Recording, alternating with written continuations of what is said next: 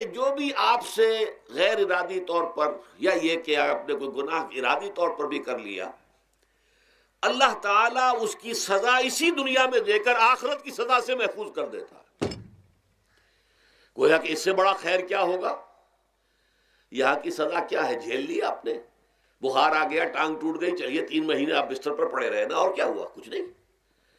لیکن یہ کہ آخرت کی سزا ملتی بہت عظیم ہوتی، لہذا کفارہ بناتا ہے اللہ تعالیٰ ان گناہوں، ان جو بھی گناہ ہو گئے ہیں، غلطیاں ہو گئی ہیں، ان کا کفارہ اللہ تعالیٰ بندہ مومن کے لیے۔ حضور کی ایک حدیث ہے، اس کا متن مجھے اس وقت یاد نہیں ہے، کہ مومن کا معاملہ عجیب ہے، اسے کوئی تکلیف پہنچتی ہے صبر کرتا ہے، وہ اس کے گناہوں کا کفارہ بن جاتا ہے، اور اگر کوئی خوبی ملتی ہے اس پر اللہ تعالیٰ کا شکر ادا کرتا ہے، اس کے درجات بلند ہو جاتے ہیں۔ تو یہ معاملہ جو ہے اللہ تعالیٰ کی طرف سے بندہ مومن کے حق میں خیر، کہ در حقیقت اس کے ان گناہوں کی پاداش کہ جو اس نے یہاں کر لیے ہیں، یہی دنیا میں دے کر دھو دیا جائے، پاک کر دیا جائے۔ جیسے آپ کو معلوم ہے دھوبی جو ہے کپڑے کو بھٹی میں چڑھاتا ہے، گرم پانی میں ڈالتا ہے کہ ڈالتا، تاکہ اس کا میل نکلے، اس کے آگے پٹکتا بھی ہے ذرا اس کو، تاکہ وہ میل اچھی طرح چھٹ جائے اس سے۔ اسی طرح اگر دنیا میں ہمارے میل چھٹ جائیں، دنیا میں اگر ہمارے گناہ دھل جائیں، تو یہ بڑے نفع کا سودا ہے، بڑے نفع کا سودا ہے، بڑے نفع کا سودا ہے۔ اس اعتبار سے آپ غور کیجئے کہ اگر یہ حقائق ہمارے سامنے رہے تو کیا کوئی تکلیف دنیا کی ہمیں بھاری محسوس ہوگی؟ ہمیں تو بتایا یہ گیا ہے کہ عسیٰ ان تکرہوا شیئا وہو خیر لکم وعسیٰ ان تحبوا شیئا وہو شر لکم واللہ یعلم وانتم لا تعلمون۔ ہو سکتا ہے کہ تم کسی چیز کو ناپسند کرو، دراصل کہ اسی میں تمہارے لیے خیر ہے، تمہیں نہیں پتا، اور ہو سکتا ہے تم کسی چیز کو پسند کرو، دراصل کہ اس میں تمہارا شر ہے، لیکن تمہیں نہیں معلوم۔ اللہ یعلم وانتم لا تعلمون، اللہ جانتا ہے تم نہیں جانتے۔ اس حوالے سے سپردم بتو مایا خیش رات ادانی حساب کم و بیش را، اے اللہ، اس کو کہتے ہیں تفویض۔ یہ سورہ تغابن کے درس میں یہ تمام مضامین تفصیل سے آتے ہیں کہ ایمان کے جو باطنی ثمرات ہیں اس میں سب سے پہلے مقام رضا ہے، پھر تفویض ہے، توکل ہے۔ آپ محنت کر رہے ہیں، محنت کر رہے ہیں، محنت کر رہے ہیں، نتیجہ نہیں نکلا۔ ایک نتیجہ یہ نکلے، ایک بچے نے بہت محنت کی، دن رات کام کیا، فیل ہو گیا امتحان میں، اب صدمے سے کمر ٹوٹ سکتی ہے اس کی، لیکن نہیں، ہو سکتا ہے کہ اللہ تعالیٰ نے اسی میں میرے لیے خیر رکھی ہے۔ اس لیے کہ ہماری محنت سے کچھ نہیں ہوگا، ہمارے مادی وسائل سے کچھ نہیں ہوگا، ہوگا اللہ کے اذن سے، اللہ کی مرضی سے، اللہ کی مشیت سے۔ یہ ہمارے لیے خاص طور پر اس اعتبار سے بہت اہم نکتہ ہے، ہم سب راہ حق کے مسافر ہیں، اپنے اپنے بس پڑتے محنت کر رہے ہیں، وقت بھی صرف کر رہے ہیں، مال بھی صرف کر رہے ہیں، محنت کر رہے ہیں، مشقت کر رہے ہیں، لیکن فرض کیجئے جیسا کہ ہے فی الواقع، فرض کیا کیجئے، وہ تو واقع سامنے کی بات ہے، نتائج نکلتے نظر نہیں آ رہے، قدم نہیں بڑھ رہے، ہماری طرف لوگوں کا رجوع عام نہیں ہے، ٹھیک ہے، اس پر قطعاً بدل ہونے کی بات نہیں ہے، یہ اللہ تعالیٰ کی مشیت میں ہوگا، جب وہ چاہے گا تب ہوگا۔ ہمارا کام یہ کہ اپنا فرض ادا کیے چلے جائیں بس، اور نتیجے سے بالکل ذہن کو اپنے منقطع کر لیں، ذہن کا کوئی تعلق آپ کے نتیجے کے ساتھ نہ رہے۔ یہ جب تک کیفیت ہماری نہیں ہوگی، ہم اس راہ پر استقامت اور مدام اس پر محنت اور جد و جہد کرنا جو ہے وہ ہمارے لیے ممکن نہیں رہے گا۔ اس کے لیے میں اگر آپ کے سامنے رکھوں معاملہ کہ حضور صلی اللہ علیہ وسلم کے جو پہلے 10 برس ہیں، جب سے آپ کو آغاز ہوا ہے وحی کا،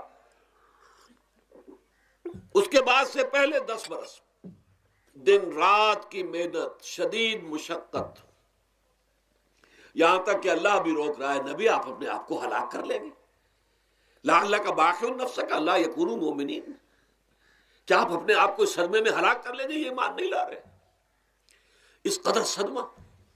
لیکن اس کے ساتھ یہ ہے کہ یہ نہیں ہے کہ نتیجہ نہیں نکل رہا تو کام چھوڑ کے بیٹھ جائیں، نہیں، معاذ اللہ، معاذ اللہ، نتیجہ نہ نکلے تو حضرت نوح علیہ السلام کی عمر بھی اگر حضور کی ہوتی، 950 برس بھی حضور دعوت دیتے تھے، آپ کا کام تھا، آپ کا فرض تھا۔ حضرت نوح علیہ السلام بھی تو آخر اللہ کے ایک بندے تھے، اللہ کے رسول تھے، 950 برس تک دعوت دی ہے۔ فَلَبِثَ فِيهِمْ أَلْفَ سَنَةٍ إِلَّا 50 عاما، یہ تو ہم مانتے ہی نا، اگر قرآن کے اندر نص قطعی صریح الفاظ نہ ہوتے کہ 950 برس تک رہے، ورنہ یہ بات سمجھ سے بالا تر ہے۔ عام طور پر معلوم ہوتا ہے کہ اس دور میں ابھی عمریں زیادہ تھی لوگ۔ بہرحال جو میں نے عرض کیا تھا کہ دکھ جس سے انسان متاثر ہوتا ہے اس کی ایک قسم وہ ہے کہ جو ہمارے ارادہ اور اختیار سے باہر، اللہ کی مشیت سے، اللہ کے اذن سے، اللہ کی مرضی سے آتا ہے۔ اس کے لیے ہمارا کام صرف برداشت ہے۔ جو شے بھی ہمیں برداشت کی صلاحیت عطا کر دے وہی اس کا علاج ہے۔ جیسے آپ کو معلوم ہے کہ بخار بہت تیز چڑھا ہوا ہے، اس کی دوا نہیں ہے ایسپرین یا کوئی اور پیراسیٹامول، بخار کی شدت کو کم کر دے گا، وہ کوئی علاج نہیں ہے۔ علاج تو ہوگا اگر معلوم ہو کہ کون سے جراثیم ہے، کس کی وجہ سے ہے، اس کا صحیح اینٹی بایوٹک کون سا ہے، وہ علاج ہوگا۔ یہ علاج نہیں ہے، لیکن اس کی شدت کی کمی اور اس کے اندر جو احساس ہے جھیل جانے کا، وہ انسان کے لیے آسان ہو جاتا ہے۔ یہی مضمون آیا ہے سورہ حدید میں بھی، ما اصاب من مصیبت فی الارض ولا فی انفسکم، یہاں کھول دیا اس مضمون کو۔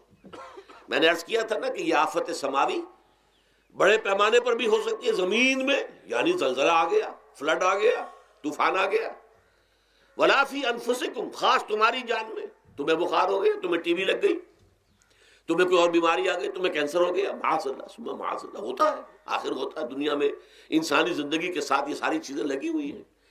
لیکن یہ چیزیں ما اصاب من مصیبت فی الارض ولا فی انفسکم، نہیں پڑتی تم پر کوئی پڑنے والی کوئی مصیبت، کوئی تکلیف، نہ پوری زمین میں بڑے پیمانے پر، نہ تمہاری جانوں میں انفرادی سطح پر، الا فی کتاب من قبل ان نبراہا، مگر یہ کہ وہ تو ایک کتاب میں، کتاب اللہ کے علم کی کتاب، ام الکتاب، اس میں پہلے سے درج موجود ہے۔ یہ الٹ اپ نہیں ہو گیا، یہ اچانک نہیں ہو گیا۔ آپ اچانک سمجھتے ہیں کہ صاحب میں تو جا رہا تھا، اچانک ٹرک نے آ کے مجھے دھکا مار دیا۔ اچانک کوئی شے یہاں نہیں ہوتی، اس کائنات میں پتہ تک نہیں ہلتا جب تک کہ اس نے رب نہ ہو۔ اچانک کا کیا سوال؟ تو در حقیقت جو ہوتا ہے وہ اللہ تعالیٰ کے علم میں پہلے سے ہے، علم کامل، ما کان وما یکون، جو کچھ ہوا ہے، جو کچھ ہوگا، مستقبل، ماضی، کل کا کل آنے واحد میں اللہ کے علم میں موجود ہے۔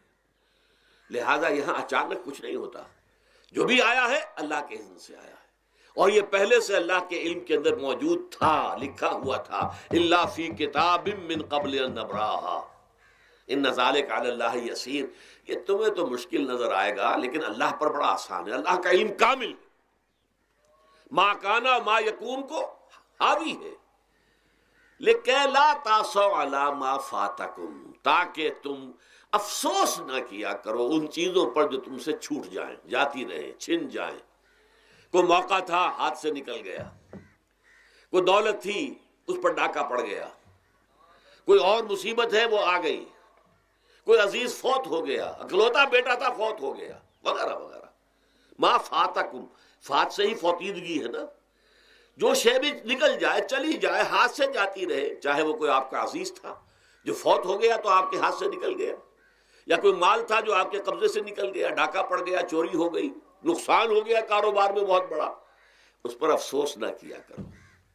اگر افسوس کرو گے تو اس کا مطلب کیا ہوگا کہ تمہیں اللہ پر اعتماد نہیں ہے، یا تم سمجھتے ہو کہ اللہ کے سوا بھی کوئی ہے جو یہ کام کر سکتا ہے۔ کائنات میں تو ایک ہی کی مرضی چلتی ہے، وہ ہے اللہ۔ لہذا اگرچہ وہ کسی کے ذریعے سے تکلیف آپ کو پہنچی ہے، کسی نے آپ کو پتھر مارا ہے، وہ پتھر ہو سکتا ہے آپ کو نہ لگتا، لگ گیا ہے تو اللہ کے فیصلے سے لگا ہے، اس کا باپ بھی نہیں پتھر مار سکتا آپ کو اگر اللہ کا اذن نہ ہو۔ لہذا آپ پتھر مارنے والے کو بھی مجرم سمجھیے، ٹھیک ہے، اس سے بھی قصاص لینے کا آپ کو حق ہے، لیکن یہ جان لیجئے کہ جو آیا ہے پتھر وہ اذن رب سے آیا ہے۔ اب ظاہر بات ہے کہ اگر یہ کیفیت ہوگی تو غصہ اتنا نہیں ہوگا اس شخص پر کہ جس نے یہ کام کیا ہے، بلکہ ہو سکتا ہے آدمی مسکرا کے رہ جائے، جیسے کہ وہ میں واقعہ سناتا رہا ہوں اپنے دروس میں کہ ایک درویش مرش آدمی جا رہا تھا، جو رب کرے سو ہو، جو رب کرے سو ہو، جو رب کرے سو ہو۔ کسی شخص نے پتھر اٹھا کر دے مارا، اس کے سر پہ لگ گیا کہ اس نے پیچھے پلٹ کر دیکھا کس نے مارا ہے۔ اس نے کہا مجھے کیا دیکھتے ہو، جو رب کرے سو ہو، یہ تو رب کے مارنے سے۔ اس نے کہا مجھے تو یہ پتھر رب کے مارے ہی لگا ہے، لیکن میں دیکھ یہ رہا تھا بیچ میں کس کا منہ کالا ہو گیا. اپنے لیے کس نے ایک گناہ کما لیا, اپنے لیے کس نے ایک مصیبت جو ہے وہ مول لے لی, وہ بیچ میں تم آ گئے ہو. پتھر اللہ کی طرف سے آیا ہے, لیکن اس کا عذاب, اس کا وبال تم پر آ جائے گا. بہرحال یہ تو میں نے عرض کیا آپ کے سامنے, وہ چیزیں کہ جو آ جاتی ہیں, وہ تکالیف, وہ مسائل جو اللہ کی طرف سے من جانب اللہ ہے, اس میں آپ کسی کو مورد الزام نہیں ٹھہرا سکتے, وہ آپ پر آ گیا. دوسری تکلیفیں وہ ہیں جن کے لیے فارسی میں کہتے ہیں خود کردہ, اپنے ہاتھوں جو مصیبتیں آتی ہیں. اس کے لیے میں نے آپ کو سورہ شورى کی آیت سنائی ہے, ما اصابکم من مصیبت فبما کسبت ایدیکم ویعفو عن کثیر. جو مصیبت بھی تم پر آتی ہے انسانوں, وہ تمہارے اپنے ہاتھوں کے کرتوتوں کی وجہ سے آتی ہے. اور ابھی تو اللہ بہت سی چیزوں کو تو معاف بھی کرتا رہتا ہے, ہر تمہاری غلطی پر پکڑتا نہیں ہے, ہر خطا کے اوپر تمہیں سزا نہیں دیتا ہے, کوئی سزائیں معاف بھی کرتا رہتا ہے, عفو و درگزر سے بھی کام لیتا ہے, بہت متحمل اور حلیم بھی ہے, بہت رحیم اور غفور بھی ہے اور کریم بھی ہے. لیکن یہ کہ یہ جان لو کہ ایک مصیبتیں وہ ہیں جو تمہاری اپنی پیدا کرتی ہیں, بما کسبت ایدیکم, تمہارے اپنے ہاتھوں کی کمائی. یہ کون سی خود کردہ, یہ در حقیقت ہے اجتماعی نظام جو انسان بناتا ہے. اس اجتماعی نظام کو غلط کر کے اگر اس نے اپنے لیے مصیبتیں کھڑی کر لی. مصیبت ہے لیکن یہ مصیبت تمہارے اپنے ہاتھوں کی لائی ہوئی ہے. تم نے نظام غلط بنایا ہوا ہے, تم نے دولت کی تقسیم غلط کی ہوئی ہے. اللہ نے تو رزق پیدا کر دیا اور سب کے لیے کافی ہے. یہ تم نے کیا ہے کہ ایک طرف کچھ لوگوں کے کھتے بھرے ہوئے ہیں اور ایک طرف کوئی فاقے سے مر رہا ہے. یہ خود کردہ ہے, یہ ہمارا کبھی ہے, یہ تم نے نظام غلط بنایا ہے. یہ جو نظام کے اندر خرابی ہے یہ تمہاری اپنے کرتوت ہیں, تم نے خود نظام کے اندر غلطی رکھی ہوئی ہے, ناانصافی گھولی ہوئی ہے, اس کا زہر گھولا ہوا ہے. یہ تمہارے اپنے کرتوتوں کی وجہ سے, اور اس کا علاج تمہیں کرنا پڑے گا خود. اور وہ علاج کیا ہوگا؟ اور نظام کو صحیح صحیح قائم کرو. اللہ کا دیا ہوا نظام, نظام عدل و قسط. یہی وجہ ہے کہ سورہ حدید کی جو آخری آیت میں نے پڑھی تھی وہ کیا تھی؟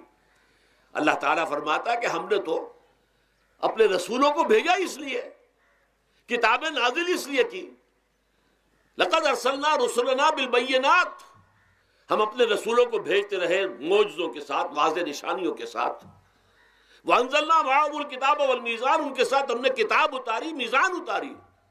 یہ سارا کچھ ہم نے کس لیے کیا؟ لیقوم الناس بالقسط, تاکہ لوگ عدل پر قائم ہوں.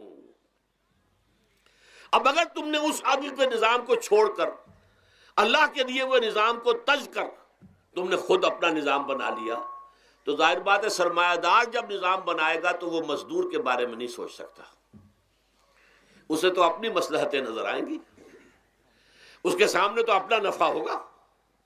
جتنا زیادہ سے زیادہ نفع کما لو, جتنا ان مزدوروں کا خون نچوڑ سکوں نچوڑ لو. زمیندار نظام بنائے گا تو وہ بیچارے کاشتکار, مزارع, ہاری, اس کی مصلحت نہیں دیکھ سکتا.